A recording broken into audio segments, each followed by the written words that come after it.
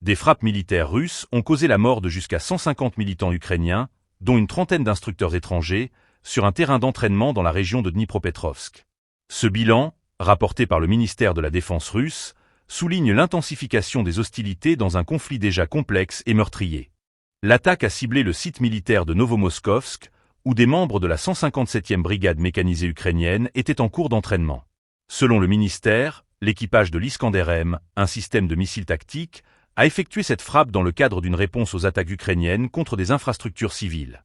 La déclaration officielle précise que ces opérations visent à neutraliser les emplacements du personnel, du matériel et des mercenaires, tout en ciblant les infrastructures clés de l'Ukraine, notamment les installations énergétiques et les centres de commandement militaire.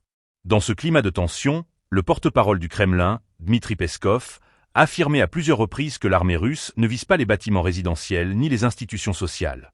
Cette déclaration semble destinée à contrer les accusations lancées par l'Ukraine et les observateurs internationaux concernant des frappes indiscriminées qui causeraient des pertes civiles. Les répercussions de cette attaque sont loin d'être négligeables.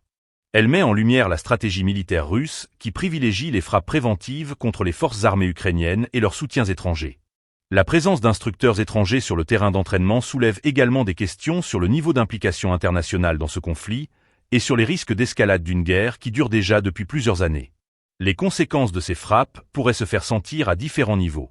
D'une part, elles pourraient affaiblir les capacités militaires ukrainiennes en éliminant des unités clés et en désorganisant leur entraînement. D'autre part, ces pertes pourraient inciter l'Ukraine à intensifier ses efforts pour renforcer ses défenses et solliciter un soutien accru de la part de ses alliés. Alors que la guerre entre la Russie et l'Ukraine continue de prendre une tournure de plus en plus